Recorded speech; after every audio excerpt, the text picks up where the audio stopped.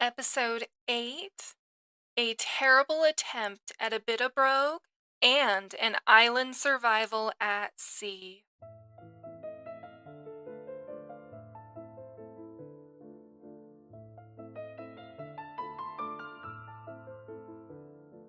It is that time to prep for your day, motivate yourself to pick up around the house, or wind down for some much needed R&R. I'm Lacey, and welcome to Let's Get Foxy, where we enjoy classic literature and have discussions about these stories, history, and more.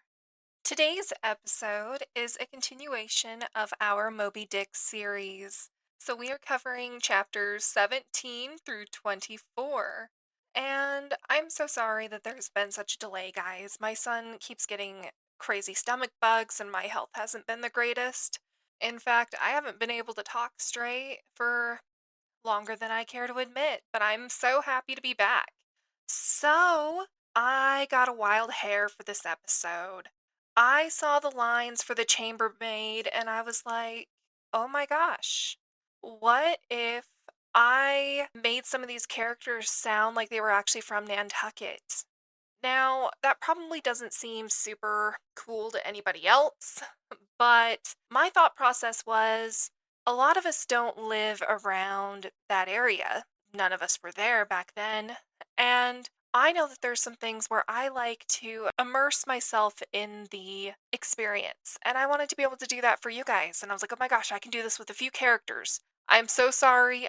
I could only do it with the one, and even then, I would categorize it as a fail. So it's just the chambermaid where I attempted to do the Nantucket dialect, and I hope that you enjoy her. And so I wanted to do that accent. It was just for fun, just for all of us. And when I was doing my research to try to make this accent happen, I found out that the Nantucket accent no longer exists. Yep, I really shouldn't have been surprised, but there aren't any recorded. There's no known recordings for today, none of that, and so I'm just like, oh, what am I going to do now? And I was like, well, maybe I can just keep reading. Maybe I can pull it together. Because there's a lot of information, like apparently it was very sing-song, it's derived from English, Irish, Dutch. It's got all of these different cultures that help make this dialect so distinct, right?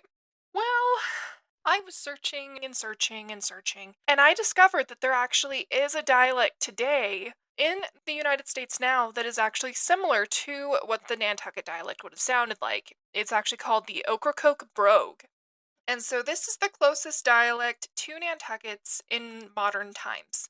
Why? So Ocracoke is a secluded island that also is made up of a mishmash of cultures. And they do have some differences to Nantucket, a little bit more rough around the edges from what I was reading about. But I was really excited because I'm like, okay, I can listen to this and add the tweaks from what I've read and make this happen, right? So I'm learning from the Ocracoke Brogue and I'm trying to add these tweaks. And my attempts were awful, guys. Absolutely awful. I am talking to my small zoo, and if you're new, I have 3 cats, a dog, and a turtle. I have had more pets, in case you're wondering. I actually grew up on a farm. And so, animals are a done deal for me. So I'm talking to my entire zoo, including my child, trying to get my inflections and word usage correct. Now remember, my child is vocal nonverbal autistic, and it probably wasn't my smartest move to be talking to him in this wet manner, but you know what? It's fine. It's fine. So I'm working my butt off trying to get something that sounds similar to the brogue, the Nantucket brogue. And I finally had an attempt that I thought was close, and I sent it to my husband. I was so excited. And you know what this man said to me? It sounds pretty cockney. If you know me, cue that face down gif in the rain of absolute disappointment. I was devastated, but I went back to work because I thought I'd be able to correct it. I thought that, what my attempt had become brogue and not cockney because I didn't want cockney at all. If you haven't heard cockney, pull it up. Trust me, that is exactly what I sounded like. And so my poor African side-necked turtle, Cleo, she lives in my office. She has to think that we are broguish women. You see, this poor girl, that's the only way that I've talked to her for longer than I am going to admit to you guys. Because I was determined to get this down. So I continue working, and I finally got the version that you're actually going to hear in the reading. And my husband actually had a friend of his who lived in Boston listen to it. Thank you, Joe. I really appreciate all the times that you get sucked into random podcast questions. You were the man. And Joe said that I wasn't terrible. I was elated. I was so excited to not be terrible. And I was excited. Absolutely excited, guys. And then my husband, oh, just wait for it. What does this man say? What did he say to me? He said that I was Kevin Costner in Robin Hood. Cue the gut punch. I kept this version because it was fun. It's the closest thing I'm going to get to it. And despite coming across as Kevin Costner, I think it'll be fun for everybody to listen to, so you guys know I at least cared enough to try. And again, our friend said that it wasn't terrible, so it's not the worst it could be. And a fun fact for all of you, apparently I still break out in Brogue without realizing that I'm doing it. Yay, brain! It is stuck here forever. So if I start talking funny, my bad. It is apparently part of my new normal. So if you are curious about the Ocracoke Brogue, because remember, I did not nail it, and I also had to put the Nantucket tweaks to it. But if you're curious about the Ocracoke Brogue, check it out. They've really got it's amazing listening to these people talk. In fact, one of my favorite words that they use is dingbatters to describe outsiders. And I thought that was really interesting because growing up, we call people dingbats, not for outsiders. If you're from here, you know, you know. For anybody else who doesn't know what a dingbat is, I can't think of a nice way to put it. It's kind of when you describe someone who's being a little bit moronic. They're being a dingbat. And so I just thought it was an interesting correlation that they've got dingbatters and I've got dingbats. So if you're interested to hear more about them, look up the Ocracoke Brogue on YouTube. I also include all of my sources in the description of my podcast. And so if you don't want to go and search, you can actually scroll through my sources and click on the link there. Or if you're like, hey, she's talking, please just spell it for me, lady. It is spelled Ocracoke. Ocracoke. Kind of a fun word. Really fun to say, not gonna lie. So, today's topic is not that. I just wanted to apologize and give you a long-winded explanation about the Brogue attempt that's awful that you'll be hearing. So, the topic for today, originally I was planning on talking about economics and how whalers were paid.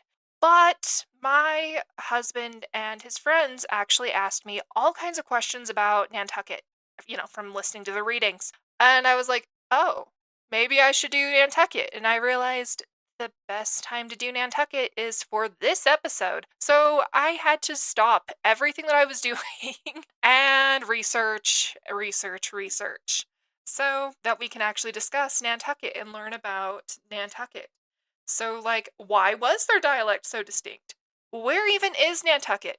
Now, for people on the East Coast, you guys know. You guys know. But a lot of the people listening, they're over here on the West Coast. We live under rocks. Might be referred to as country hicks on occasion. And so, to help my fellow people who do not know where this is, and I am covering for a certain man from Missouri who did not know, we're going to also talk about Melville's relationship with Nantucket. How did they become the capital of the whaling world? What happened when whaling declined? And they actually had a devastating fire. So, first things first, where is Nantucket? Nantucket is actually an island off the coast of Massachusetts, about 30 miles off the coast of Cape Cod. I heard the food is really good over there. So, if you know about the food, let me know. Obviously, I'm a foodie. Obviously, I'm interested. So, the origins of Nantucket.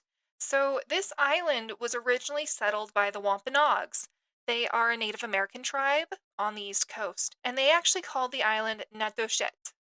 Now, I don't actually know how they pronounced it because the language has died out.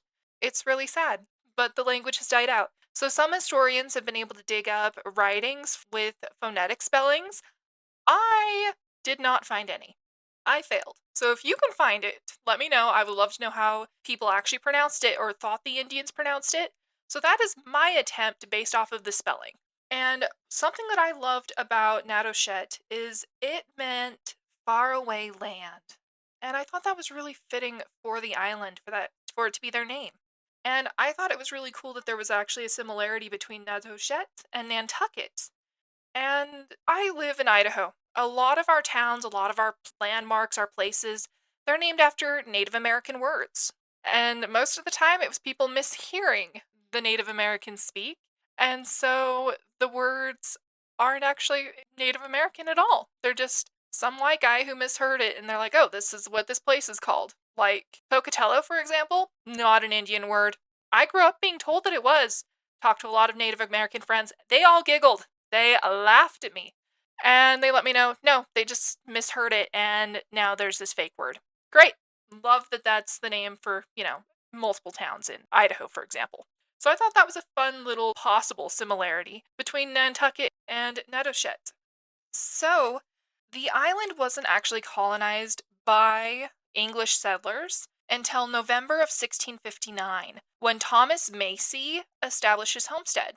Now, you heard me correctly. It is November of 1659. The winter. They decided to do this in winter. And it's not like winter is a mild thing over there. Winter is still harsh. So somehow these people survive the winter and they establish friendship with the Wampanoags. And they were actually very lucky that the Wampanoags were such a friendly people, to be honest, because they probably wouldn't have made it without them. And so the founding families for Nantucket are Macy, Coffin, Folger, Starbuck, Gardner, Swain, Coleman, Hussey, and Bunker. Now, I hope that some of these names sound familiar because Melville actually named many characters after the founding families. Like there's Starbuck the mate, who actually sails on the ship with them. There is Coffin, the one who ran the hotels. It's just a really fun thing. So these people settled the island. Why did they settle? Why did they go this far out? So they actually settled the island because it's beautiful. In fact, it's on my list of places to visit because it's so pretty. But they originally settled the island to whale?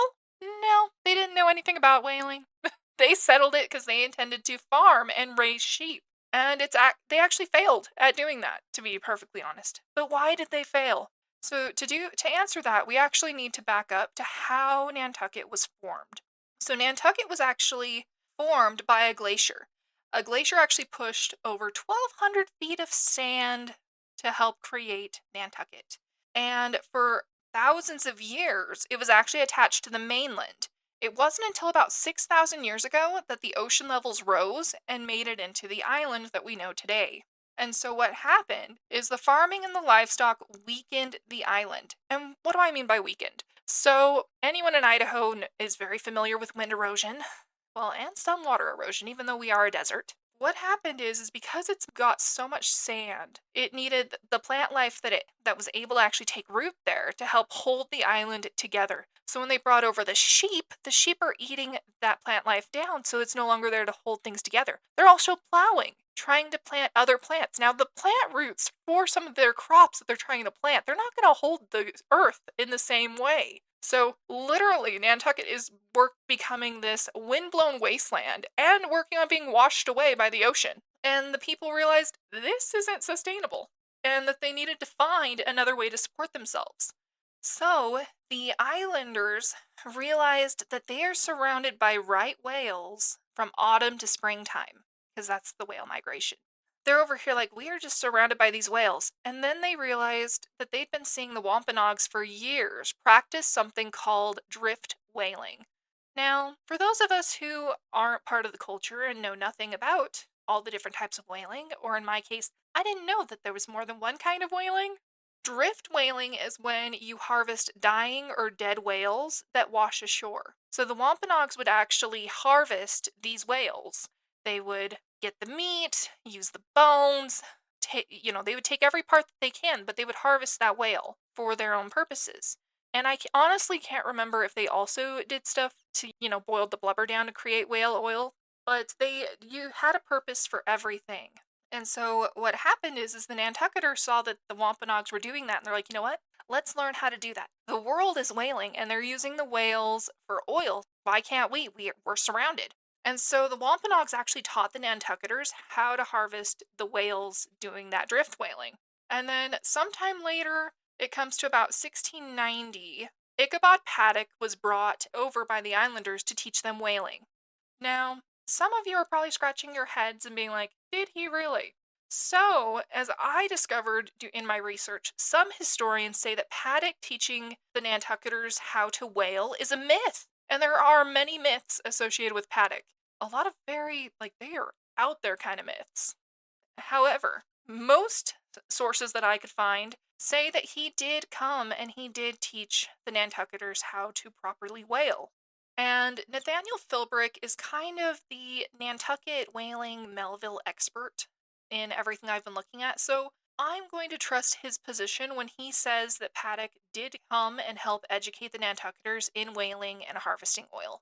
And that brings us to a quote that Herman Melville said in Moby Dick. He said, "Be it said that at the present day not one in two of the many thousand men before the mast employed in the American whale fishery are Americans born, though pretty nearly all the officers are. Herein it is the same with the American whale fishery as with the American navy and military and merchant navies, and the engineering forces employed in the construction of the American canals and railroads. The same, I say, because in all these cases, the Native American liberally provides the brains, the rest of the world as generously supplying the muscles. No small number of these whaling seamen belong to the Azores, where the outward bound Nantucket whalers frequently touch to augment their crews from the hardy peasants of those rocky shores. In like manner, the Greenland whalers setting out of Hull or London put in at the Shetland Islands to receive the full complement of their crew. Upon the passage homewards, they drop them there again. How it is, there is no telling, but islanders seem to make the best whalemen." So I feel that this is a very important quote to discuss when discussing Nantucket, because the Nantucketers actually utilize the resources of the island, the Wampanoags, and they reached out and they didn't care about who worked the ships. They used people from all walks of life to help them to do whaling. And when they started, what they did is they actually started with 20-foot long boats, and their crews were typically made up of 6 people. 5 Wampanoags, who were the oarsmen, who were the muscle, and 1 Nantucketer steering, or being the officer in this case. They actually were whaling in this manner. So what they did is they would go out and they would harpoon the whale and then use the whale lance to help kill the whale. And then they didn't have a way to process the whale on those 20-foot long boats. They weren't big enough. So they would actually pull the carcass to land. They would pull it to the beach where they would then process it. They would utilize the blubber and melt it down into the oil that they needed, and they would cut the meat, do all the things to help process the whale. They relied quite heavily on the Wampanoags. So by 1760, they actually decimated the local right whale population. They no longer had that rich resource right outside their door. It's gone. They almost killed all of them. They decimated it, that population. So what did they do? They actually made their boats bigger. They did enlarged sloops and outfitted them so that they could process whale oil on the open ocean. And I think it's really cool to note how far a whaler would travel. So they got to the Arctic Circle, west coast of Africa, east coast of South America, and the Falkland Islands. They traveled a long distance chasing whales to get the oil that they needed. In fact, the way that they did their boats, they would actually process between, on average, 40 and 50 whales in order to fill up with enough oil to be able to return back and get the profit that they needed. 40 to 50 whales per whaling vessel, guys. That's insane! Now, as time goes by, whaling starts to take different hits. So the Revolution and War of 1812 happened, and these were actually quite catastrophic to whaling. Who would have thought that war would have affected the whaling empire? And no, it wasn't just people going off to war to serve. It was that the British Navy actually preyed on offshore shipping, and so they would actually attack whaling vessels so that they could get the oil and reap the benefits. At first, that just sounds really devastating to Nantucket as a whole. However, Nantucket at this time is the capital of the whaling world. So they had plenty of capital and they had the expertise to survive the setbacks that were occurring from the Navy preying on their ships. In 1819, they were actually positioned to reclaim and even surpass their glory of being the capital because they were bringing in so much money. They were taking out so many whales. They were able to do so much because they had that capital and they were gonna just keep shooting for the stars. They actually had found an unexpected consequence from whaling because during this time they discovered sperm whales and that they were a richer source of oil. Because not only were they a great source of blubber and their blubber was more pure than the right whale, but they've actually had the natural reservoir of oil in their heads, that spermaceti, which was named spermaceti because men are men. They thought that it was something that it wasn't. And they found out later that it was oil, but the first man who saw it was like, that looks like. And so it got its name. Sperm whale fishing was on the rise because it was much more profitable. However, that had unexpected consequences because sperm whales had much greater path that they would travel for during their lives. The voyages that they were going on were no longer 9-month voyages for the whalers. 2 to 3 years became normal, if not longer. On average, 2 to 3 years, the men would be gone. And so they actually needed to make changes because their economic system couldn't rely on the island resources because of the overfarming. It depleted the soil and it was being blown away. The Wampanoag, they relied on the Wampanoags for so much. And unfortunately, the Wampanoag population was wiped out due to epidemics. These very kind, brave people were taken out by illness because they didn't have the immune system to deal with the different diseases that European based people had. And so they needed to find a new crew source. And the question is, were they going to be able to survive with their business practices with everyone being out to sea for so much longer? Well, to answer that question on will they be able to survive with their business practices, we actually need to go back in time. We're going back to the 17th century. Back then, the Nantucketers resisted efforts of churches to establish on the island. And for anyone who knows anything about Nantucket, you're like, well, they were Quakers. What do you mean they're resisting churches? They actually resisted. They didn't want to allow established religion to occur. And why is that? So the why is a woman named Mary Coffin Starbuck. She absolutely forbade religion establishing there. A cool thing about Mary Coffin is that she and Nathaniel Starbuck were the very first English couple married on the island, and that occurred in 1662. And these people were so cool. They actually established the trading outpost there with the Wampanoags. They helped to create that friendship with the Wampanoag people. So what would happen is ministers would arrive to the island, they would give their sermons, and then she would put a stop to anything occurring. She would be like, oh, I don't like your sermon, I don't like this, get out of here, you're done. And the island would be like, eh, and would throw them out, essentially. Now, things changed in 1702, and they describe this change as being a charismatic Quaker minister. This man's name is John Richardson.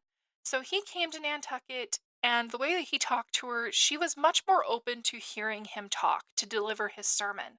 And when he delivered his sermon, he actually moved her to tears. He was able to touch her emotions in such a way that she was like, you know what? This is right. This is what we've been waiting for. And she converted to Quakerism. And that conversion to Quakerism allowed for the churches to be built and for the entire island essentially to convert to being Quakers. And what's really cool about their Quakerism is they were open to anyone coming. So you could be Catholic. They didn't care. You could come and attend their services.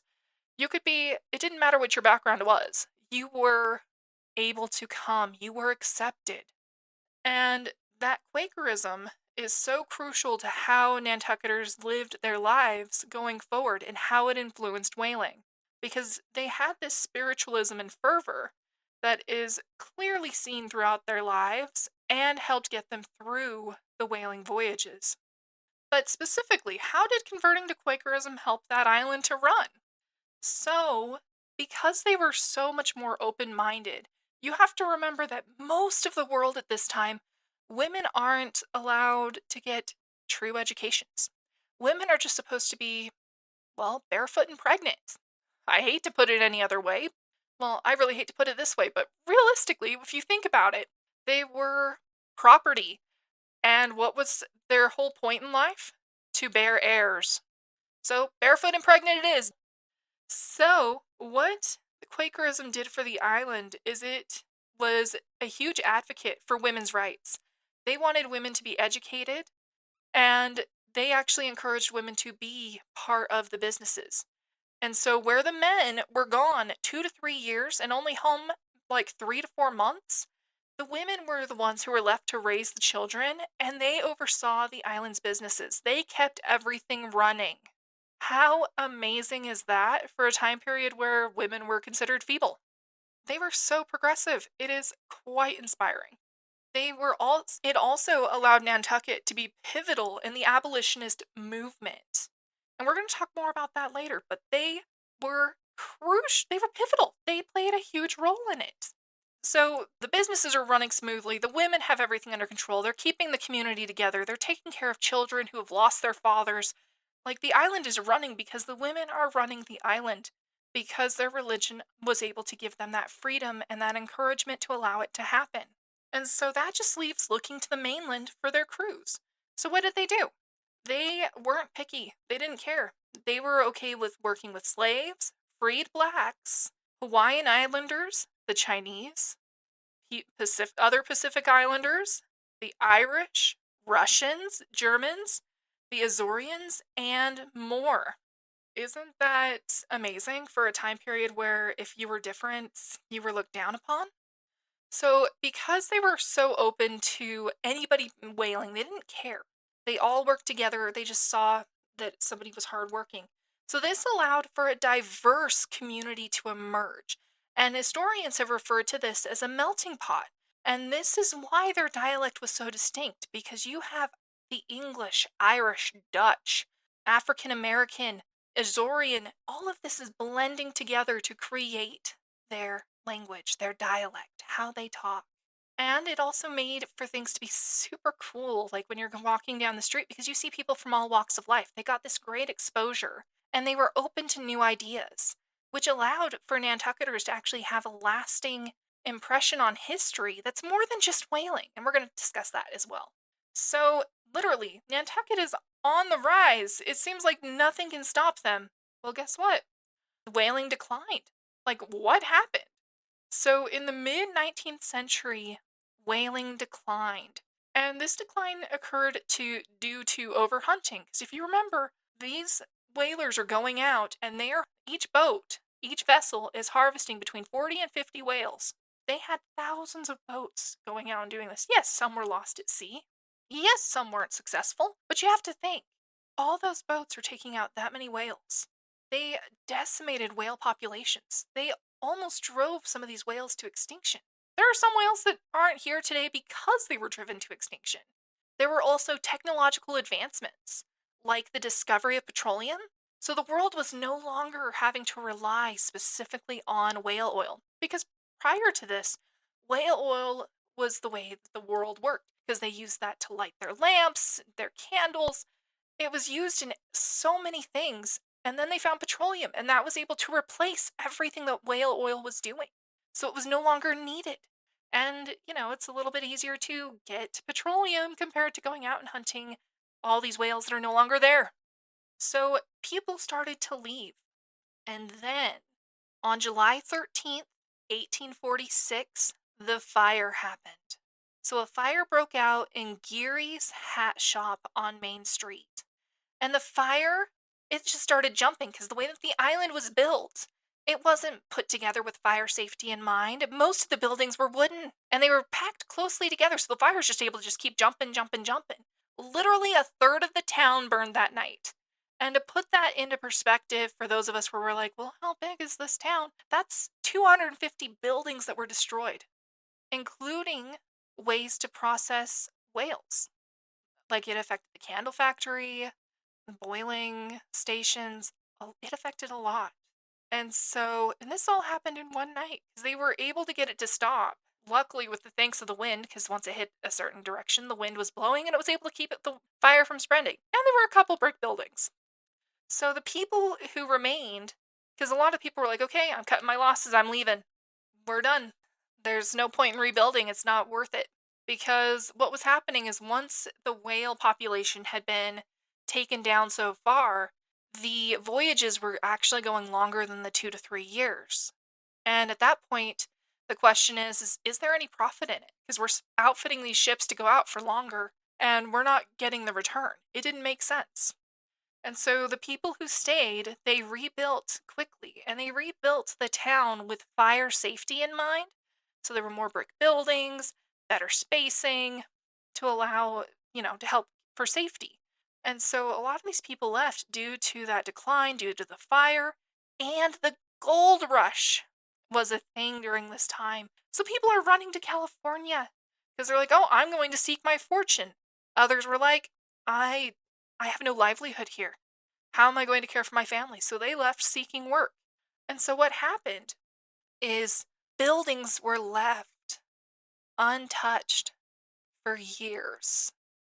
It almost turned into a ghost island, not even a ghost town, like a ghost island at this point. Like there were a few people who stayed, but most of the town was left exactly how it was. And then something happened. Tourism happened. So people were interested in coming to the island because of the history. And so all of these accidentally preserved homes, all these accidentally preserved buildings, the people who still lived on Nantucket, they're like, "Oh my gosh, we have this rich resource. So we have a new way of life that's just knocking at our door. Let's actually actively work to preserve it." And so they established the Nantucket Historic District and conservative initiatives. That way they could help conserve their history, help preserve the island's history. And so now Nantucket is a vacation destination. And so when people go to visit Nantucket, it gives visitors a sense of stepping back in time from the buildings to the museums, because a lot of the people who were still there, they had all these family heirlooms from scrimshaw to different tools for harvesting whales to harpoons and whale lances. And so they made all these different things that way people could come and look and experience that history that's so, so rich. And you remember how I said that Nantucket actually had a lasting effect on history that was more than whaling? We're going to discuss that now. So, something that I thought was really cool about Nantucket is it really had a huge effect on history. One effect was Frederick Douglass actually delivered his very first anti slavery speech in Nantucket. And at his speech, there was a man named Absalom Boston. And this matters because Absalom actually became the very first African American captain of a whale ship. How inspiring is that? They also had Miss Maria Mitchell in the 19th century. Now, this amazing woman, if you recall, they encouraged women to learn, they encouraged education, and for them to do their things, to seek their joy. And she loved the stars. She loved the sky. She was always looking up at the sky and looking through a telescope. And she actually discovered a comet. And she actually has a crater named after her on the moon. And what's really cool about that crater is it is about the same size as the island of Nantucket, which is so cool because that's her home and she literally has this crater. It's almost the exact same size.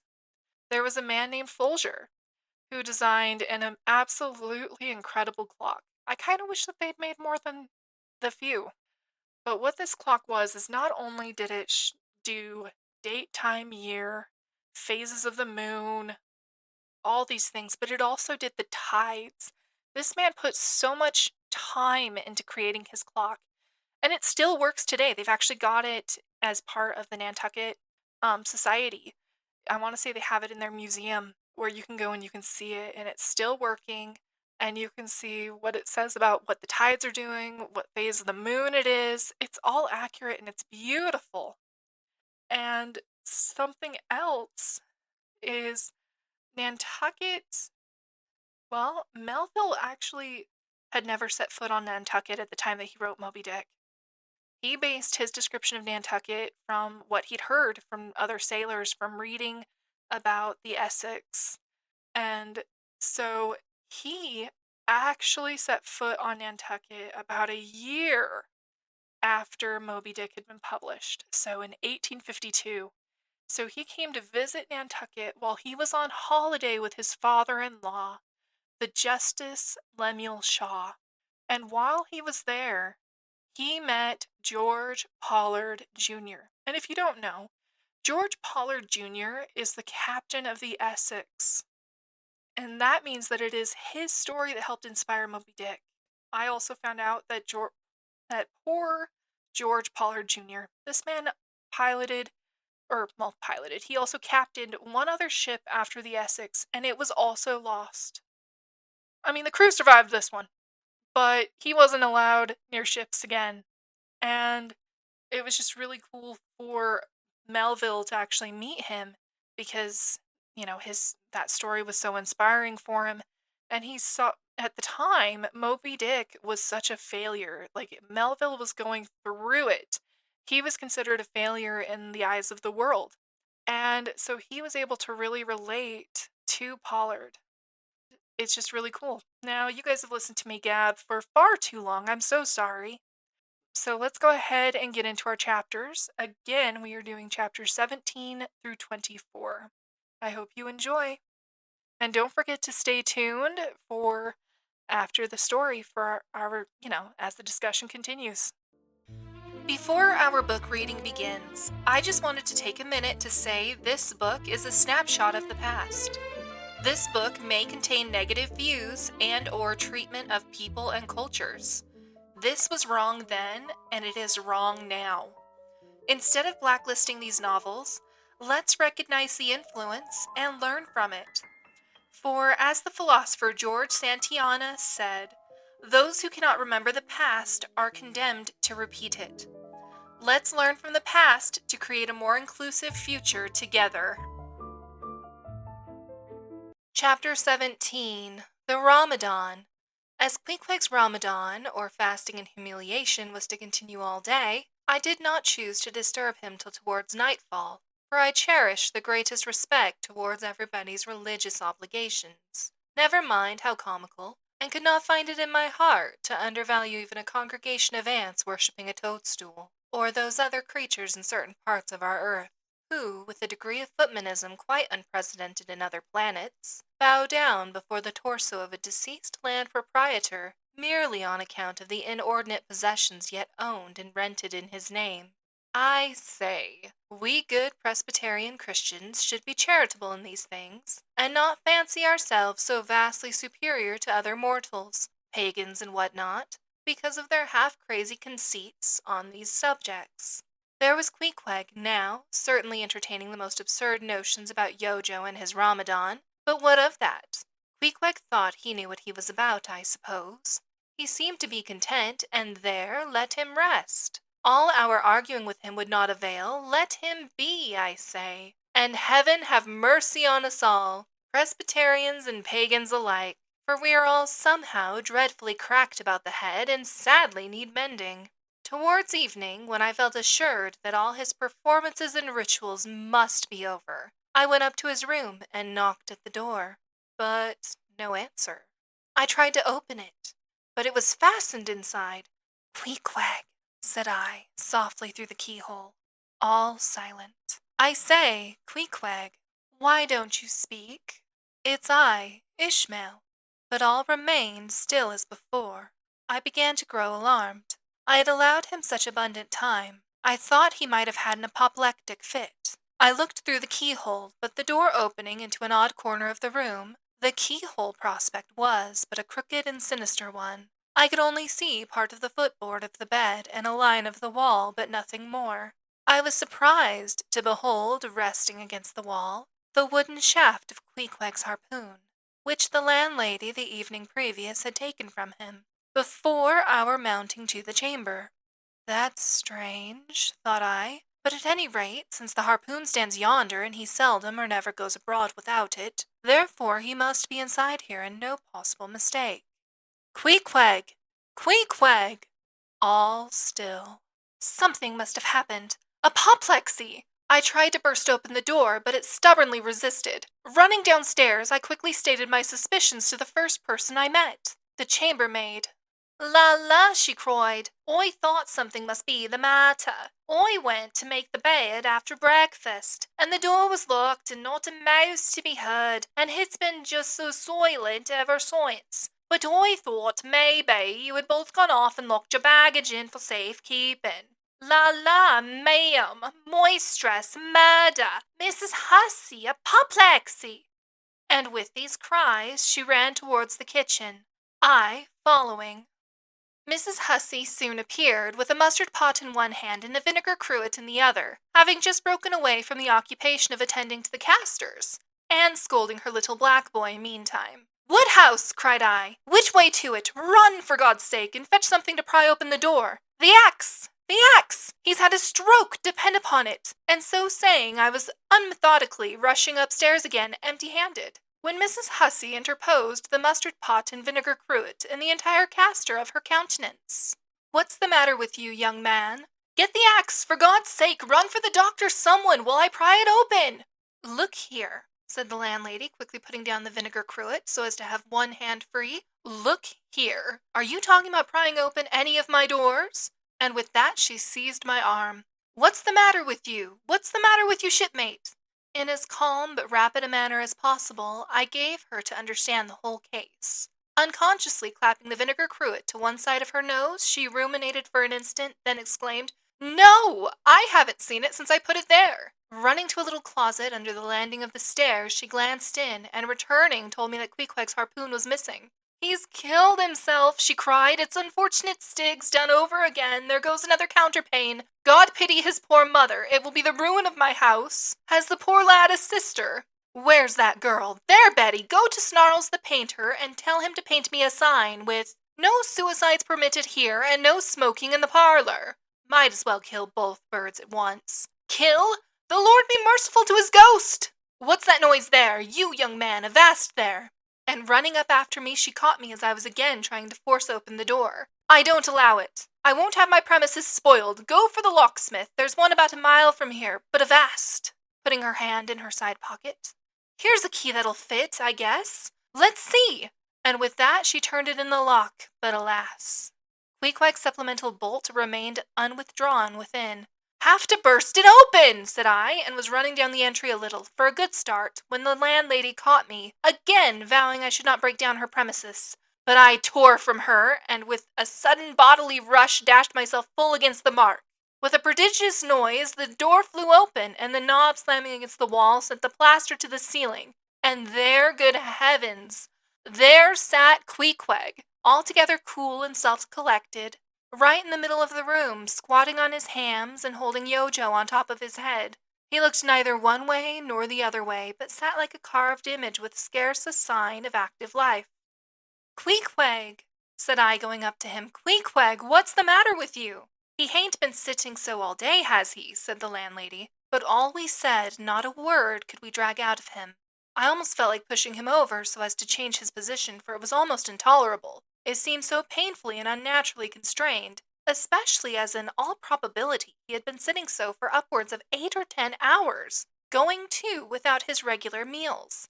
Mrs. Hussey, said I, he's alive at all events, so leave us, if you please, and I will see to this strange affair myself. Closing the door upon the landlady, I endeavored to prevail upon Queequeg to take a chair, but in vain. There he sat, and all he could do for all my polite arts and blandishments. He would not move a peg, nor say a single word, nor even look at me, nor notice my presence in the slightest way. I wonder, thought I, if this can possibly be part of his Ramadan. Do they fast on their hams that way in his native island? It must be so. Yes, it's part of his creed, I suppose. Well then, let him rest. He'll get up sooner or later, no doubt. It can't last forever, thank God. And his Ramadan only comes once a year, and I don't believe it's very punctual then. I went down to supper. After sitting a long time listening to the long stories of some sailors who had just come from a plum-pudding voyage, as they called it, that is a short whaling voyage in a schooner or brig, confined to the north of the line in the Atlantic Ocean only, after listening to these plum-puddingers till nearly 11 o'clock, I went upstairs to go to bed, feeling quite sure by this time Queequeg must certainly have brought his Ramadan to a termination. But no, there he was, just where I had left him. He had not stirred an inch. I began to grow vexed with him.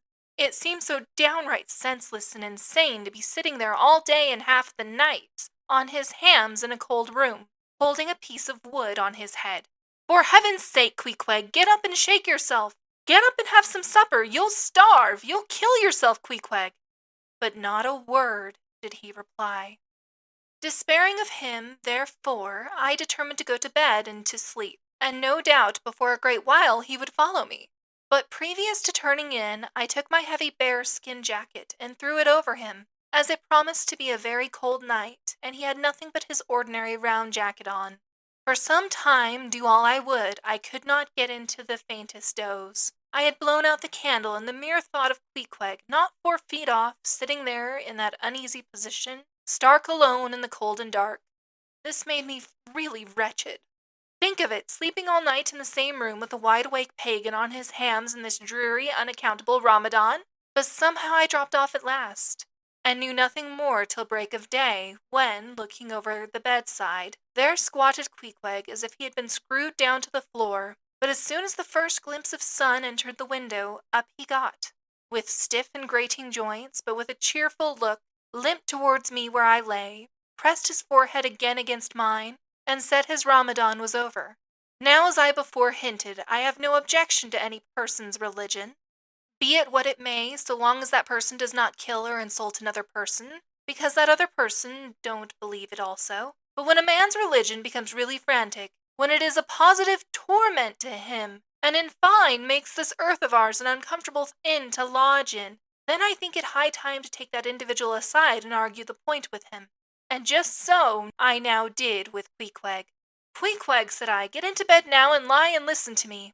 I then went on, beginning with the rise and progress of the primitive religions, and coming down to the various religions of the present time, during which time I labored to show Queequeg that all these Lents, Ramadans, and prolonged ham-squattings in cold, cheerless rooms were stark nonsense, bad for the health, useless for the soul, opposed, in short, to the obvious laws of hygiene and common sense. I told him, too, that he being in other things such an extremely sensible and sagacious savage, it pained me, very badly pained me, to see him now so deplorably foolish about this ridiculous Ramadan of his. Besides, argued I, fasting makes the body cave in, hence the spirit caves in, and all thoughts born of a fast must necessarily be half-starved. This is the reason why most dyspeptic religionists cherish such melancholy notions about their hereafters. In one word, Queequeg, said I, rather digressively, hell is an idea first born on an undigested apple dumpling, and since then perpetuated through the hereditary dyspepsias nurtured by Ramadans. I then asked Queequeg whether he himself was ever troubled with dyspepsia, expressing the idea very plainly so that he could take it in.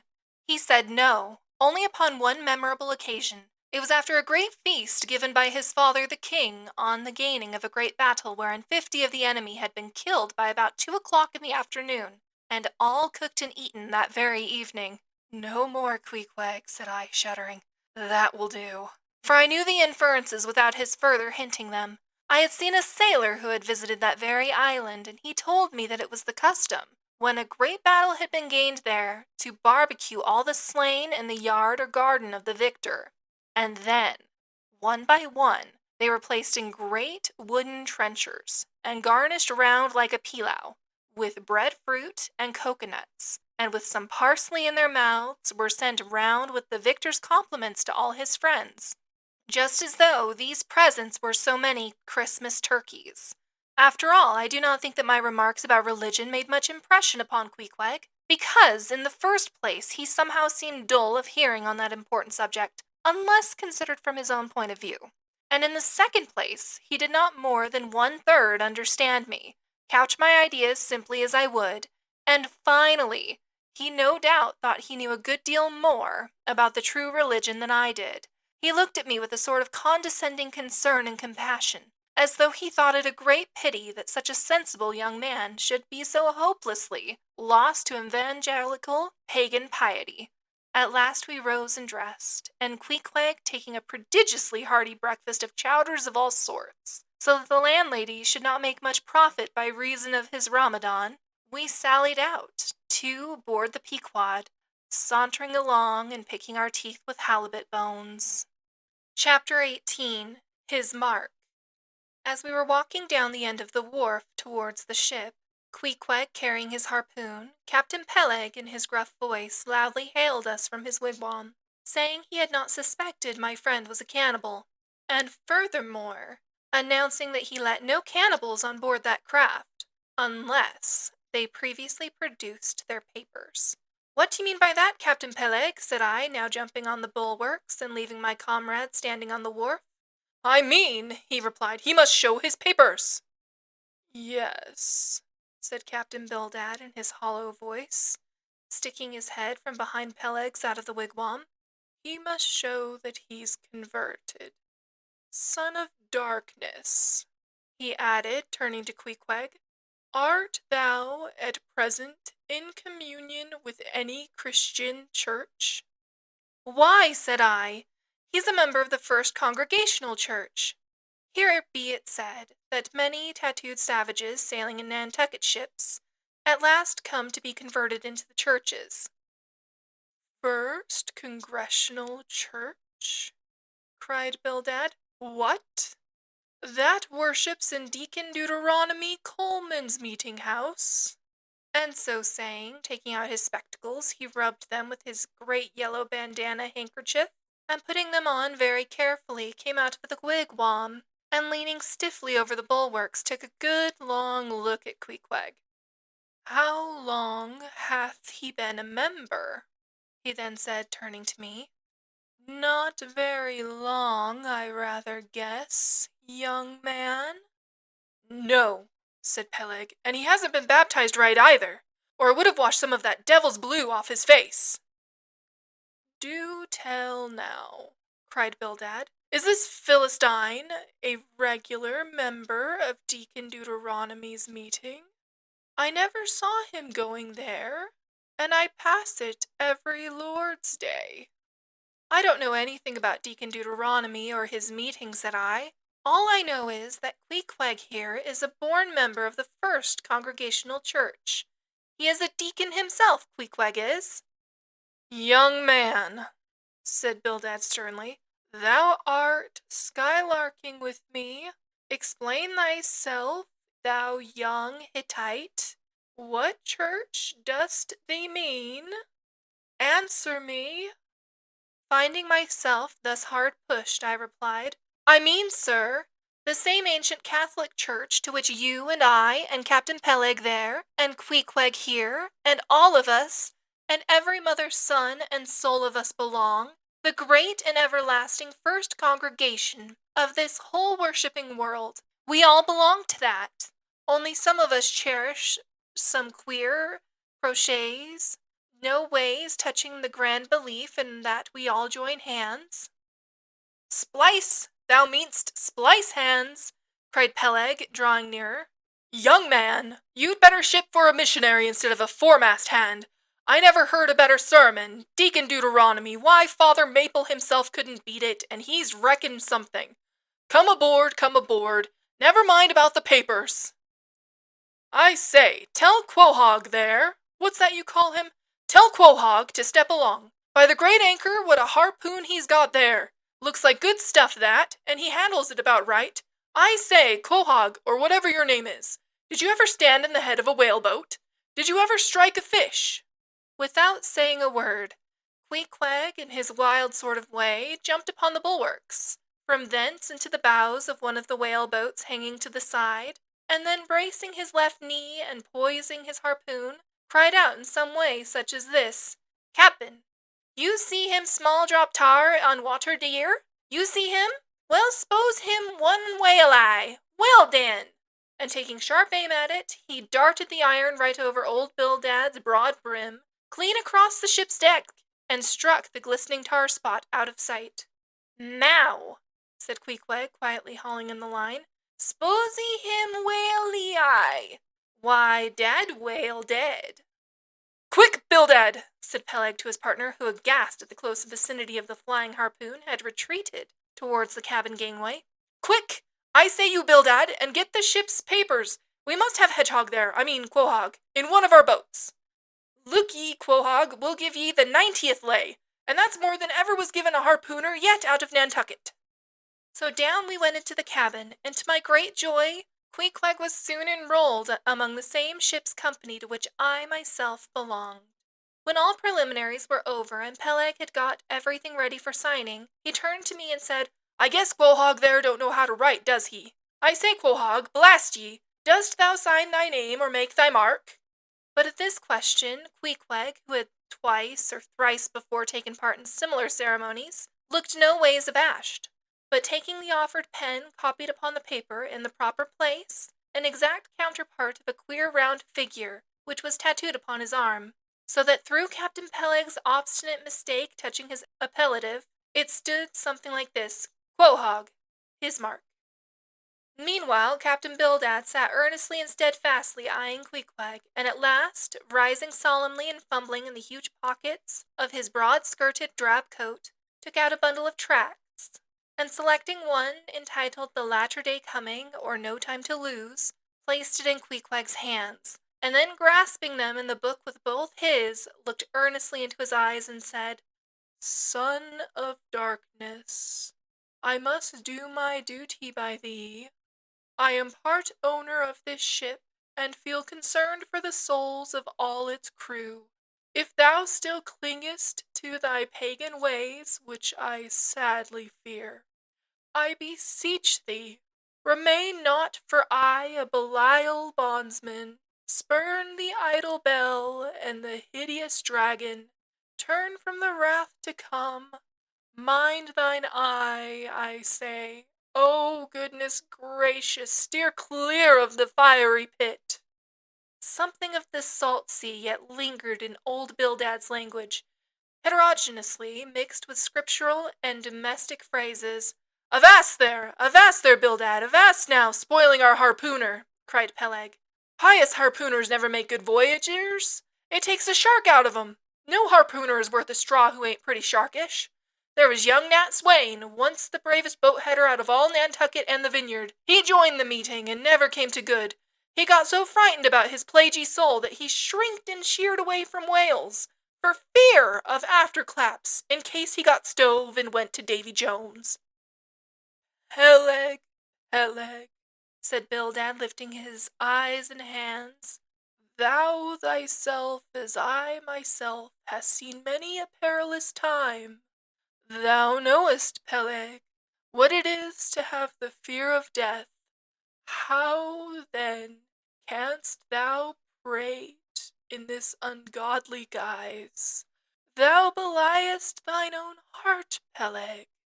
Tell me, when this same Pequod here had her 3 masts overboard in that typhoon on Japan, that same voyage when thou went mate with Captain Ahab, didst thou not think of death and the judgment then?" Hear him now," cried Peleg, marching across the cabin, and thrusting his hands far down into his pockets. "Hear him, all of ye. Think of that, when every moment we thought the ship would sink, death and the judgment then. What? With all 3 masts making such an everlasting thundering against the side, and every sea breaking over us, fore and aft? Think of death and the judgment then? No! No time to think about death then! Life was what Captain Ahab and I was thinking of, and how to save all hands, how to rig jury masts, how to get into the nearest port, that was what I was thinking of. Bildad said no more, but buttoning up his coat, stalked on deck where we followed him. There he stood very quietly overlooking some sailmakers who were mending a topsail in the waist. Now and then he stooped to pick up a patch, or save an end of tarred twine, which otherwise might have been wasted. Chapter 19. The Prophet. Shipmates, have ye shipped in that ship? Queequeg and I had just left the Pequod, and were sauntering away from the water, for the moment each occupied with his own thoughts, when the above words were put to us by a stranger, who, pausing before us, levelled his massive forefinger at the vessel in question. He was but shabbily apparelled in faded jacket and patched trousers, a rag of a black handkerchief investing his neck. A confluent smallpox had in all directions flowed over his face, and left it like the complicated ribbed bed of a torrent, when the rushing waters have been dried up. "Have ye shipped in her?" he repeated. "You mean the ship Pequod, I suppose," said I, trying to gain a little more time for an uninterrupted look at him. "Aye, the Pequod, that ship there," he said, drawing back his whole arm, and then rapidly shoving it straight out from him, with the fixed bayonet of his pointed finger darted full at the object. "Yes," said I, "we have just signed the articles." "Anything down there about your souls?" "About what?" "Oh, perhaps you haven't got any," he said quickly. "No matter, though. I know many chaps that haven't got any. Good luck to 'em, and they are all the better off for it. A soul's a sort of the fifth wheel to a wagon." "What are you jabbering about, shipmate?" said I. "He's got enough, though, to make up for all deficiencies of that sort in other chaps," abruptly said the stranger, placing a nervous emphasis upon the word he. "Queequeg," said I, "let's go. This fellow has broken loose from somewhere. He's talking about something and somebody we don't know." "Stop!" cried the stranger. "Ye said true. Ye haven't seen Old Thunder yet, have ye?" "Who's Old Thunder?" said I, again riveted with the insane earnestness of his manner. "Captain Ahab." "What? The captain of our ship, the Pequod?" "Aye, among some of us old sailor chaps he goes by that name. Ye haven't seen him yet, have ye?" "No, we haven't. He's sick, they say, but is getting better and will be all right again before long." "All right again before long," laughed the stranger with a solemnly derisive sort of laugh. "Look ye, when Captain Ahab is all right, then this left arm of mine will be all right, not before." "What do you know about him?" "What did they tell you about him? Say that." "They didn't tell much of anything about him. Only I've heard that he's a good whale hunter and a good captain to his crew." That's true, yes, both true enough. But you must jump when he gives an order. Step and growl, growl and go. That's the word with Captain Ahab. But nothing about that thing that happened to him off Cape Horn long ago, when he lay like dead for 3 days and nights. Nothing about that deadly scrimmage with the Spaniard afore the altar and Santa. Nothing, heard nothing about that, eh? Nothing about the silver calabash he spat into, and nothing about losing his leg last voyage, according to the prophecy. Didn't ye hear a word about them matters and something more, eh? No, I don't think ye did. How could ye? Who knows it? Not all Nantucket, I guess. But hows'ever mayhap, ye've heard tell about the leg and how he lost it. Aye, ye have heard of that, I dare say. Oh, yes, that everyone knows a'most. I mean, they know he's only one leg, and that a Parmacetti took the other off." "My friend," said I, "what all this gibberish of yours is about, I don't know, and I don't much care. For it seems to me that you must be a little damaged in the head. But if you are speaking of Captain Ahab, of that ship there, the Pequod, then let me tell you that I know all about the loss of his leg." "All about it, eh? Sure you do? All?" "Pretty sure." With finger pointed and eye leveled at the Pequod, the beggar-like stranger stood a moment as if in a troubled reverie. Then, starting a little, turned and said, "Ye've shipped, have ye, names down on the papers? Well, well, what's signed is signed, and what's to be will be. And then again, perhaps it won't be, after all. Anyhow, it's all fixed and arranged already, and some sailors or other must go with him, I suppose. As well these as any other men. God pity 'em. Morning to ye, shipmates, morning. The ineffable heavens bless ye. I'm sorry I stopped ye." "Look here, friend," said I. "If you have anything important to tell us, out with it. But if you are only trying to bamboozle us, you are mistaken in your game. That's all I have to say." "And it's said very well, and I like to hear a chap talk up that way. You are just the man for him, the likes of ye. Morning to ye, shipmates, morning. Oh, when you get there, tell 'em I've concluded not to make one of 'em." "Ah, my dear fellow, you can't fool us that way, you can't fool us. It is the easiest thing in the world for a man to look as if he had a great secret in him." "Morning to ye, shipmates, morning." "Morning it is," said I. "Come along, Queequeg, let's leave this crazy man. But stop, tell me your name, will you?" "Elijah." "Elijah," thought I, and we walked away, both commenting after each other's fashion upon this ragged old sailor, and agreed that he was nothing but a humbug, trying to be a bugbear. But we had not gone perhaps above 100 yards, when chancing to turn a corner and looking back as I did so, who should be seen but Elijah following us, though at a distance. Somehow the sight of him struck me so that I said nothing to Queequeg of his being behind, but passed on with my comrade, anxious to see whether the stranger would turn the same corner that we did. He did. And then it seemed to me that he was dogging us, but with what intent I could not for the life of me imagine.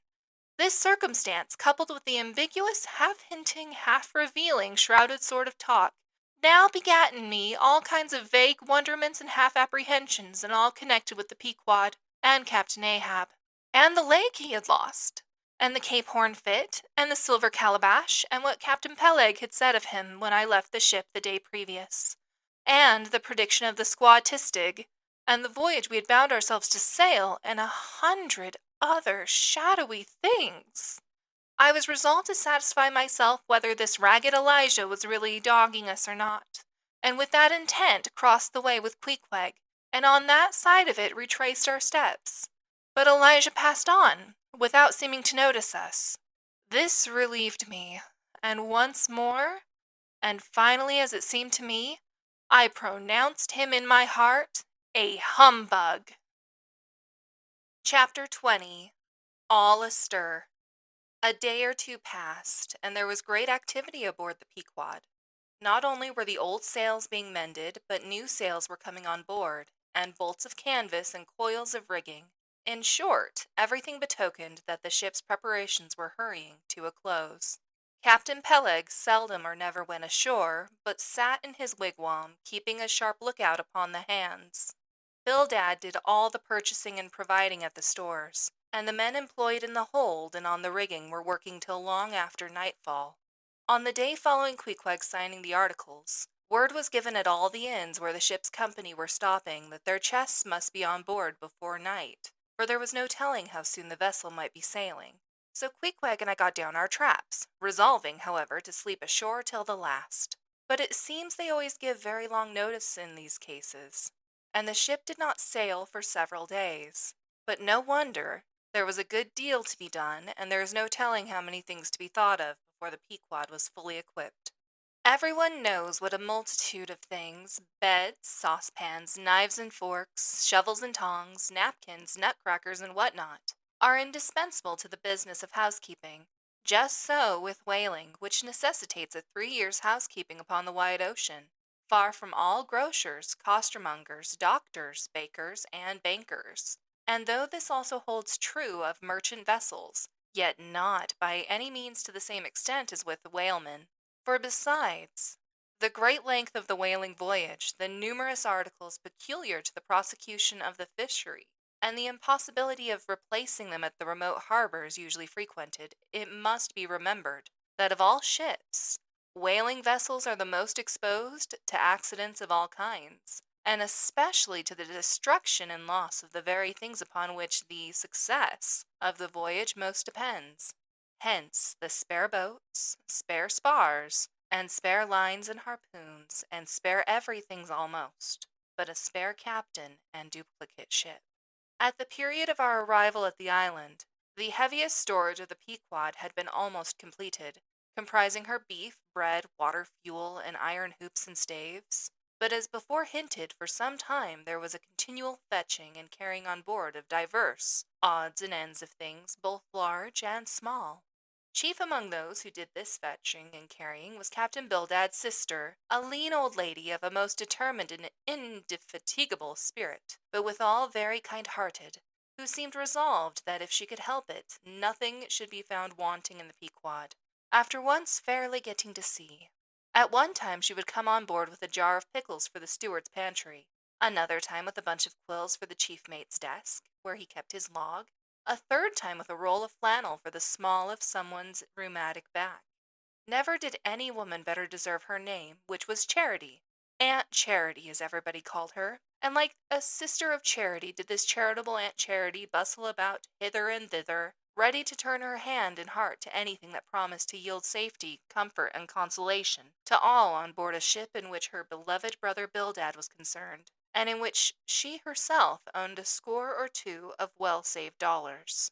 But it was startling to see this excellent-hearted Quakeress coming on board as she did the last day, with a long oil ladle in one hand, and a still longer whaling lance in the other. Nor was Bildad himself nor Captain Peleg at all backward. As for Bildad, he carried about with him a long list of the articles needed, and at every fresh arrival down went his mark opposite that article upon the paper. Every once in a while Peleg came hobbling out of his whalebone den, roaring at the men down the hatchways, roaring up to the riggers at the masthead, and then concluded by roaring back into his wigwam. During these days of preparation, Queequeg and I often visited the craft, and as often as I asked about Captain Ahab, and how he was, and when he was going to come on board his ship. To these questions they would answer that he was getting better and better, and was expected aboard every day. Meantime, the two captains, Peleg and Bildad, could attend to everything necessary to fit the vessel for the voyage. If I had been downright honest with myself, I would have seen very plainly in my heart that I did but half fancy being committed this way to so long a voyage, without once laying my eyes on the man who was to be the absolute dictator of it, so soon as the ship sailed out upon the open sea. But when a man suspects any wrong, it sometimes happens that if he be already involved in the matter, he insensibly strives to cover up his suspicions even from himself. And much this way it was with me. I said nothing, and tried to think nothing. At last it was given out that some time next day the ship would certainly sail. So next morning Queequeg and I took a very early start. Chapter 21. Going Aboard. It was nearly 6 o'clock, but only gray and perfect misty dawn when we drew nigh the wharf. "There are some sailors running ahead there, if I see right," said I to Queequeg. "It can't be shadows. She's off by sunrise, I guess. Come on." "Avast!" cried a voice, whose owner, at the same time coming close behind us, laid a hand upon both our shoulders, and then insinuating himself between us, stood stooping forward a little, in the uncertain twilight, strangely peering from Queequeg to me. It was Elijah. "Going aboard?" "Hands off, will you?" said I. "Look ye here," said Queequeg, shaking himself. "Go way!" "Ain't going aboard, then?" "Yes, we are," said I. "But what business is that of yours? Do you know, Mr. Elijah, that I consider you a little impertinent?" "No, no, no, I wasn't aware of that," said Elijah, slowly and wonderingly looking from me to Queequeg, with the most unaccountable glances. "Elijah," said I, "you will oblige my friend and me by withdrawing. We are going to the Indian and Pacific Oceans and would prefer not to be detained. Be ye coming back afore breakfast?"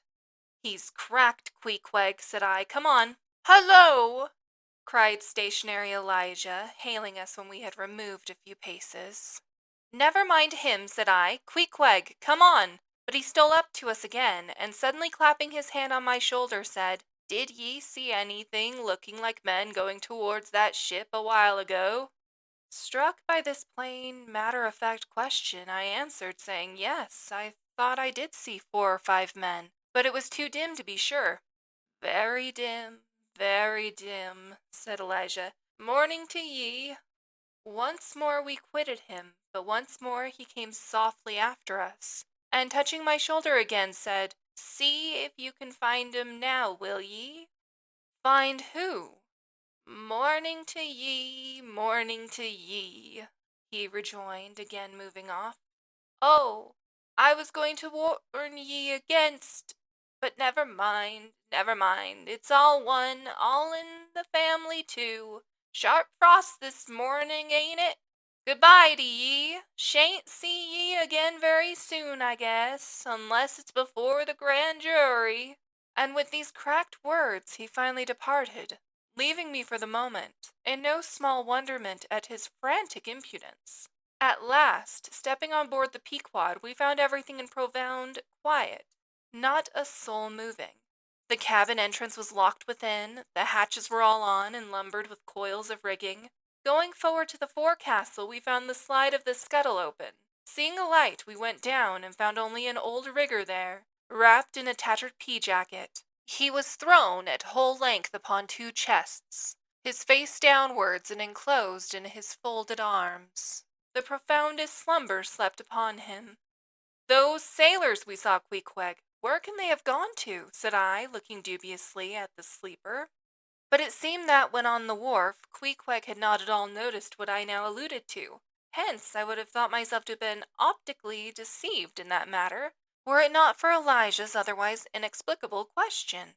But I beat the thing down, and again marking the sleeper, jocularly hinted to Queequeg that perhaps we had best sit up with the body, telling him to establish himself accordingly. He put his hand upon the sleeper's rear as though feeling if it was soft enough, and then, without more ado, sat quietly down there. "Gracious, Queequeg, don't sit there," said I. "Oh, Perry do'd seat," said Queequeg. "My country way won't hurt him face." "Face!" said I. "Call that his face? Very benevolent countenance, then. But how hard he breathes! He's heaving himself. Get off, Queequeg, you are heavy. It's grinding the face of the poor. Get off, Queequeg, look, he'll twitch you off soon. I wonder he don't wake." Queequeg removed himself to just beyond the head of the sleeper, and lighted his tomahawk pipe. I sat at the feet. We kept the pipe passing over the sleeper from one to the other. Meanwhile, upon questioning him in his broken fashion, Queequeg gave me to understand that, in his land, owing to the absence of settees and sofas of all sorts, the king, chiefs, and great people generally were in the custom of fattening some of the lower orders for ottomans. And to furnish a house comfortably in that respect, you had only to buy up 8 or 10 lazy fellows, and lay them round in the piers and alcoves. Besides, it was very convenient on an excursion, much better than those garden chairs which are convertible into walking sticks upon occasion, a chief calling his attendant and desiring him to make a settee of himself under a spreading tree, perhaps, in some damp, marshy place. While narrating these things, every time Queequeg received the tomahawk from me, he flourished the hatchet side of it over the sleeper's head. "What's that for, Queequeg?" "Perry easy killy, oh, perry easy." He was going on with some wild reminiscences about his tomahawk pipe, which it seemed had in its 2 uses both brained his foes and soothed his soul, when we were directly attracted to the sleeping rigger. The strong vapor now completely filling the contracted hole, it began to tell upon him. He breathed with a sort of muffledness, then seemed troubled in the nose, then revolved over once or twice, then sat up and rubbed his eyes. "Hullo!" he breathed at last. "Who be ye smokers?" "Shipped men," answered I. "When does she sail?" Aye, ye are going in her, be ye? She sails today. The captain came aboard last night." "What captain? Ahab?" "Who but him indeed." I was going to ask him some further questions concerning Ahab, when we heard a noise on deck. "Hullo! Starbuck's astir," said the rigger. "He's a lively cheap mate, that good man, and a pious, but all alive now. I must turn to." And so saying, he went on deck, and we followed. It was now clear sunrise. Soon the crew came on board in 2s and 3s. The riggers bestirred themselves, the mates were actively engaged, and several of the shore people were busy in bringing various last things on board. Meanwhile, Captain Ahab remained invisibly enshrined within his cabin. Chapter 22. Merry Christmas. At length, towards noon, upon the final dismissal of the ship's riggers, and after the Pequod had been hauled out from the wharf, and after the ever-thoughtful Charity had come off in a whaleboat, with her last gift, a nightcap for Stubb, the second mate, her brother-in-law, and a spare Bible for the steward. After all this, the two captains, Peleg and Bildad, issued from the cabin, and turning to the chief mate, Peleg said, "Now, Mr. Starbuck, are you sure everything is right? Captain Ahab is all ready. Just spoke to him, nothing more to be got from shore, eh? Well, call all hands then, muster 'em aft here, blast 'em!" "No need of profane words, however great the hurry, Peleg," said Bildad. "But away with thee, friend Starbuck, and do our bidding." How now, here upon the very point of starting for the voyage, Captain Peleg and Captain Bildad were going it with a high hand on the quarter-deck, just as if they were to be joint commanders at sea, as well as to all appearances in port. And as for Captain Ahab, no sign of him was yet to be seen, only, they said, he was in the cabin.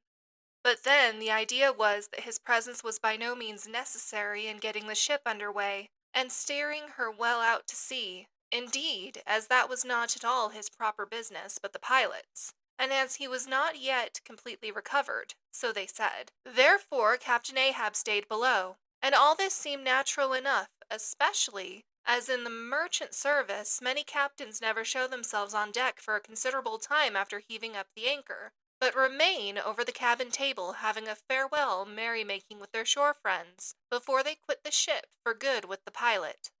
But there was not much chance to think over the matter, for Captain Peleg was now all alive. He seemed to be doing most of the talking and commanding, and not Bildad. "Aft here, ye sons of bachelors!" he cried as the sailors lingered at the mainmast. "Mr. Starbuck, drive 'em aft!" "Strike the tent there!" was the next order. As I hinted before, this whalebone marquee was never pitched except in port, and on board the Pequod for 30 years the order to strike the tent was well known to be the next thing to heaving up the anchor. "Man the capstan, blood and thunder, jump!" was the next command, and the crew sprang for the handspikes. Now, in getting under way, the station generally occupied by the pilot is the forward part of the ship, and here Bildad, who, with Peleg, be it known, in addition to his other officers, was one of the licensed pilots of the port, he being suspected to have got himself made a pilot in order to save the Nantucket pilot fee to all the ships he was concerned in, for he never piloted any other craft. Bildad, I say, might now be seen actively engaged in looking over the bows for the approaching anchor, and at intervals singing what seemed a dismal stave of psalmody to cheer the hands at the windlass, who roared forth some sort of a chorus about the girls in Booble Alley with hearty goodwill. Nevertheless, not 3 days previous, Bildad had told them that no profane songs would be allowed on board the Pequod, particularly in getting under way, and Charity, his sister, had placed a small choice copy of Watts in each seaman's berth. Meantime, overseeing the other part of the ship, Captain Peleg ripped and swore astern in the most frightful manner. I almost thought he would sink the ship before the anchor could be got up. Involuntarily I paused on my handspike and told Queequeg to do the same, thinking of the perils we both ran in starting on the voyage with such a devil for a pilot. I was comforting myself, however, with the thought that in pious Bildad might be found some salvation spite of his 777th lay, when I felt a sudden sharp poke in my rear, and turning round, was horrified at the apparition of Captain Peleg in the act of withdrawing his leg from my immediate vicinity. That was my first kick. "Is that the way they heave in the marchant sarvice?" he roared. "Spring, thou sheephead! Spring and break thy backbone! Why don't ye spring, I say, all of ye, spring! Quoag, spring! Thou chap with the red whiskers, spring there! Scotch cap, spring, thou green pant! Spring, I say, all of ye, and spring your eyes out!"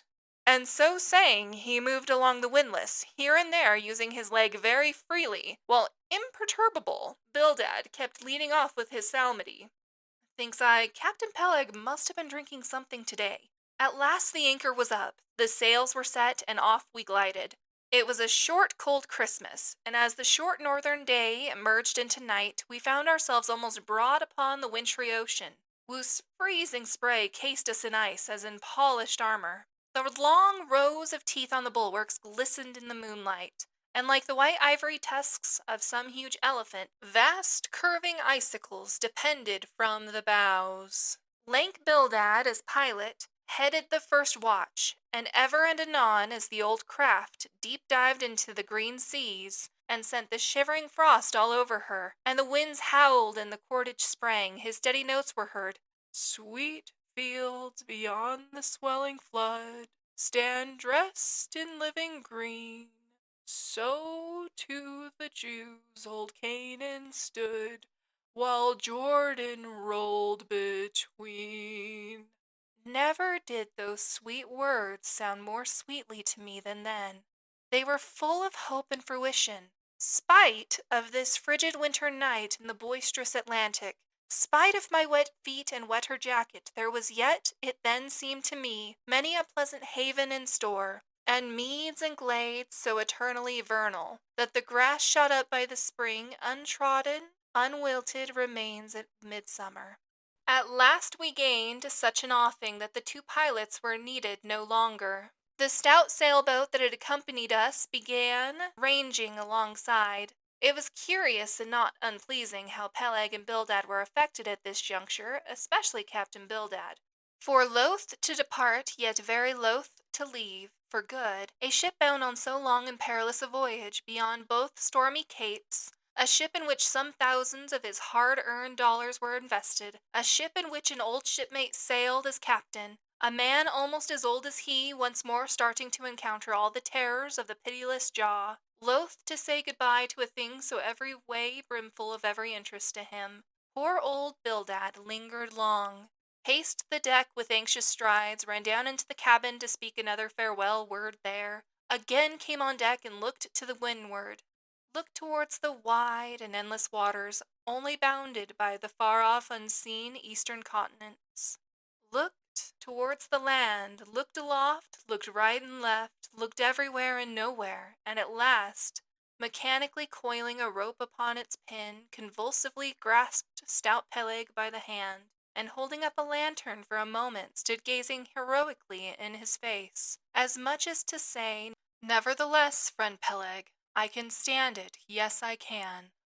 As for Peleg himself, he took it more like a philosopher, but for all his philosophy there was a tear twinkling in his eye when the lantern came too near, and he too did not a little run from cabin to deck. Now a word below, and now a word with Starbuck, the chief mate. But at last he turned to his comrade, with a final sort of look about him. "Captain Bildad, come, old shipmate, we must go. Back the main yard there, boat ahoy! Stand by to come close alongside now. Careful, careful. Come, Bildad boy, say your last. Luck to ye, Starbuck. Luck to ye, Stubb. Luck to ye, Mr. Flask.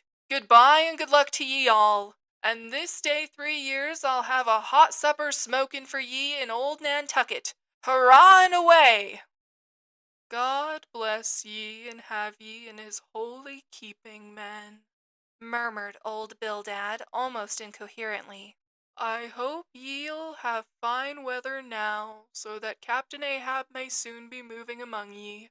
A pleasant sun is all he needs, and ye'll have plenty of them in the tropic voyage ye go. Be careful in the hunt, ye mates. Don't stave the boats needlessly. Ye harpooners, good white cedar plank is raised full 3% within the year. Don't forget your prayers either. Mr. Starbuck, mind that Cooper don't waste the spare staves. Oh, the sail needles are in the green locker. Don't whale it too much a Lord's days, men, but don't miss a fair chance either. That's rejecting heaven's good gifts. Have an eye to the molasses tierce, Mr. Stubb. It was a little leaky, I thought. If ye touch at the islands, Mr. Flask, beware of fornication. Goodbye, goodbye. Don't keep that cheese too long down in the hold, Mr. Starbuck. It'll spoil.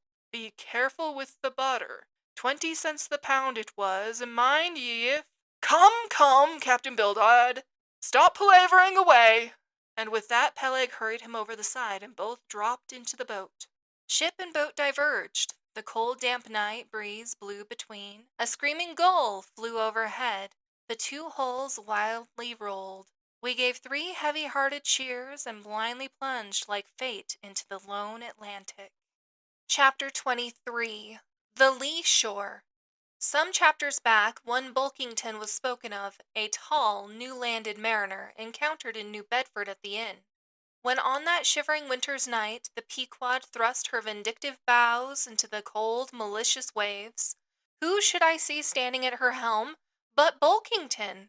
I looked with sympathetic awe and fearfulness upon the man, who in midwinter, just landed from a 4 years' dangerous voyage, could so unrestingly push off again for still another tempestuous term. The land seemed scorching to his feet. Wonderfulest things are ever the unmentionable. Deep memories yield no epitaphs. This 6-inch chapter is the stoneless grave of Bulkington. Let me only say that it fared with him as with the storm-tossed ship that miserably drives along the leeward land. The port would fain give succor, the port is pitiful. In the port is safety, comfort, hearthstones, supper, warm blankets, friends, all that's kind to our mortalities. But in that gale, the port, the land, is that ship's direst jeopardy. She must fly all hospitality, one touch of land though it but grace the keel, would make her shudder through and through. With all her might she crowds all sail offshore, in so doing fights 'gainst the very winds that fain would blow her homeward, seeks all the lashed sea's landlessness again, for refuge's sake, forlornly rushing into peril. Her only friend, her bitterest foe. Know ye now, Bulkington? Glimpses do ye seem to see of that mortally intolerable truth, that all deep, earnest thinking is but the intrepid effort of the soul to keep the open independence of her sea, while the wildest winds of heaven and earth conspire to cast her on the treacherous slavish shore. But as in landlessness alone resides highest truth, shoreless and definite as God, so better is it to perish in that howling infinite, than be ingloriously dashed upon the lee, even if that were safety. For worm-like, then, oh, who would craven crawl to land? Terrors of the terrible! Is all this agony so vain? Take heart, O Bulkington! Bear thee grimly, demigod! Up from the spray of thy ocean perishing, straight up leaps thy apotheosis. Chapter 24. The Advocate. As Queequeg and I are now fairly embarked in this business of whaling, and as this business of whaling has somehow come to be regarded among landsmen as a rather unpoetical and disreputable pursuit, therefore I am all anxiety to convince ye landsmen, of the injustice hereby done to us hunters of whales. In the first place, it may be deemed almost superfluous to establish the fact that among people at large the business of whaling is not accounted on a level with what are called the liberal professions. If a stranger were introduced into any miscellaneous metropolitan society, it would but slightly advance the general opinion of his merits were he presented to the company as a harpooner, say, and if in emulation of the naval officers he should append the initials SWF, sperm whale fishery, to his visiting card, such a procedure would be deemed preeminently presuming and ridiculous. Doubtless, one leading reason why the world declines honoring us whalemen is this. They think that, at best, our vocation amounts to a butchering sort of business, and that when actively engaged therein, we are surrounded by all manner of defilements. Butchers we are, that is true. But butchers also, and butchers of the bloodiest badge, have been all martial commanders whom the world invariably delights to honor. And as for the matter of the alleged uncleanliness of our business, ye shall soon be initiated into certain facts, hitherto pretty generally unknown, and which upon the whole will triumphantly plant the sperm whale ship at least among the cleanliest things of this tidy earth. But even granting the charge in question to be true, what disordered slippery decks of a whale ship are comparable to the unspeakable carrion of those battlefields from which so many soldiers return to drink in all ladies' plaudits? And if the idea of peril so much enhances the popular conceit of the soldier's profession, let me assure ye that many a veteran who has, freely marched up to a battery would quickly recoil at the apparition of the sperm whale's vast tail, fanning into eddies the air over his head. For what are the comprehensible terrors of man compared with the interlinked terrors and wonders of God? But though the world scouts at us whale hunters, yet does it unwittingly pay us the profoundest homage, yea, an all-abounding adoration, for almost all the tapers, lamps, and candles that burn round the globe burn as before so many shrines to our glory. But look at this matter in other lights. Weigh it in all sorts of scales, see what we whalemen are and have been. Why did the Dutch in De Witt's time have admirals of their whaling fleets? Why did Louis XVI of France, at his own personal expense, fit out whaling ships from Dunkirk, and politely invite to that town some score or two of families from our own island of Nantucket? Why did Britain between the years 1750 and 1788 pay to her whalemen and bounties upwards of £1,000,000? And lastly, how comes it that we whalemen of America now outnumber all the rest of the banded whalemen in the world, sail a navy of upwards of 700 vessels, manned by 18,000 men, yearly consuming $4,000,000? The ship's worth at the time of sailing, $20,000,000! And every year importing into our harbors a well-reaped harvest of 7,000,000. How comes all this if there be not something puissant in whaling? But this is not the half. Look again. I freely assert that the cosmopolite philosopher cannot, for his life, point out one single peaceful influence, which within the last 60 years has operated more potentially upon the whole broad world, taken in one aggregate, than the high and mighty business of whaling. One way and another, it has begotten events so remarkable in themselves, and so continuously momentous in their sequential issues, that whaling may well be regarded as that Egyptian mother who bore offspring themselves pregnant from her womb. It would be a hopeless, endless task to catalogue all these things. Let a handful suffice. For many years past, the whale ship has been the pioneer in ferreting out the remotest and least known parts of the earth. She has explored seas and archipelagos, which had no chart, where no Cook or Vancouver had ever sailed. If American and European men of war now peacefully ride in once savage harbors, let them fire salutes to the honor and glory of the whale ship, which originally showed them the way, and first interpreted between them and the savages. They may celebrate as they will the heroes of exploring expeditions, your Cooks, your Krusensterns, but I say that scores of anonymous captains have sailed out of Nantucket that were as great and greater than your Cook and your Krusenstern. For in their succorless empty-handedness they and the heathenish sharked waters, and by the beaches of unrecorded javelin islands battled with virgin wonders and terrors that Cook, with his marines and muskets, would not willingly have dared. All that is made such a flourish of in the old South Sea voyages, those things were but the lifetime commonplaces of our heroic Nantucketers. Often adventures which Vancouver dedicates 3 chapters to, these men accounted unworthy of being set down in the ship's common log. Ah, the world, oh the world! Until the whale fishery rounded Cape Horn, no commerce but colonial, scarcely any intercourse but colonial, was carried on between Europe and the long line of the opulent Spanish provinces on the Pacific coast. It was the whalemen who first broke through the jealous policy of the Spanish crown, touching those colonies, and if space permitted, it might be distinctly shown how from those whalemen at last eventuated the liberation of Peru, Chile, and Bolivia from the yoke of old Spain, and the establishment of the eternal democracy in those parts. That great America on the other side of the sphere, Australia, was given to the enlightened world by the whalemen. After its first blunder-born discovery by a Dutchman, all other ships long shunned those shores as pestiferously barbarous. But the whale ship touched there. The whale ship is the true mother of that now mighty colony. Moreover, in the infancy of the first Australian settlement, the emigrants were several times saved from starvation by the benevolent biscuit of the whale ship, luckily dropping an anchor in their waters. The unaccounted isles of all Polynesia confess the same truth, and do commercial homage to the whale ship. That cleared the way for the missionary and the merchant, and in many cases carried the primitive missionaries to their first destinations. If that double-bolted land, Japan, is ever to become hospitable, it is the whale ship alone to whom the credit will be due, for already she is on the threshold. But if, in the face of all this, You still declare that whaling has no aesthetically noble associations connected with it? Then I am ready to shiver 50 lances with you there, and unhorse you with a split helmet every time. The whale has no famous author, and whaling no famous chronicler, you will say? The whale no famous author, and whaling no famous chronicler? Who wrote the first account of our Leviathan? Who but mighty Job?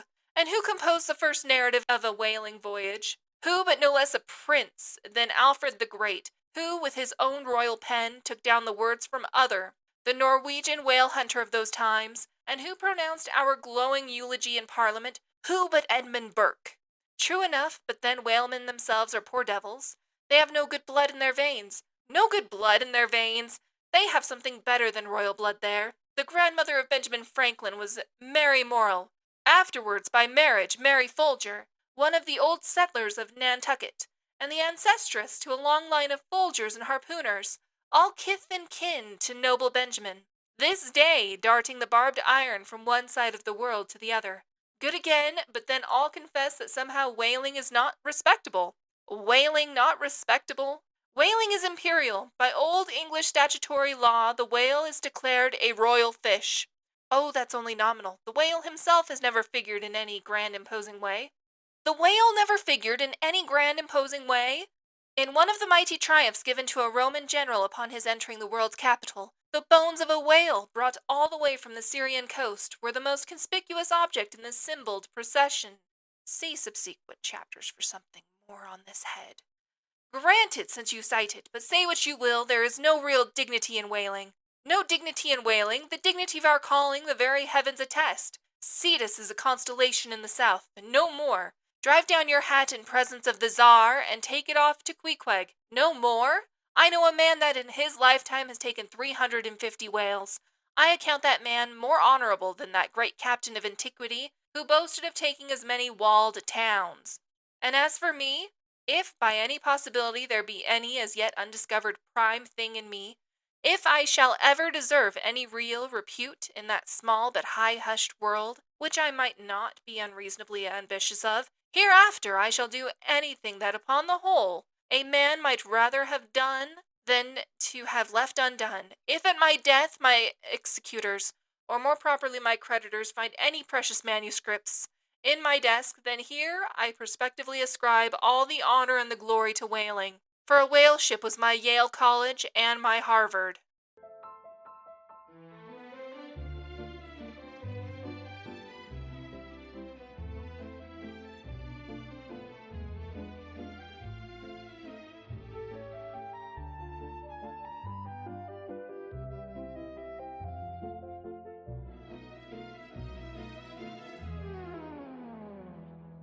What an exciting read. So I know that normally this is the part where we would do the analysis of the story and talk about Melville's use of foreshadowing and the different figurative language and works that he does. But our history section took so terribly long, and I try to keep our our breaks in the day to being about an hour and a half, and we're already over that. I am so sorry, everybody, for people who plan their days around that. And so instead of having our regular discussion, I would like for you guys to write down any questions that you have regarding the reading, any comments, any cool things that you learned, and send them to me. As I said before, I've started including my email, so if you don't want to be part of my Patreon, you can send me questions and things that way as well. That way it's quick, it's easy, and I can be able to incorporate it. And if you want, I can actually use your name regarding the questions that are being asked. So, if you haven't already, hit that like button so you can find me again later. If you hate commercials, follow me on Patreon. There are no commercials there, and you get all of the episodes first. And don't forget to be kind today. The world is hard enough as it is, and a little kindness goes a long way. I'll talk to you later.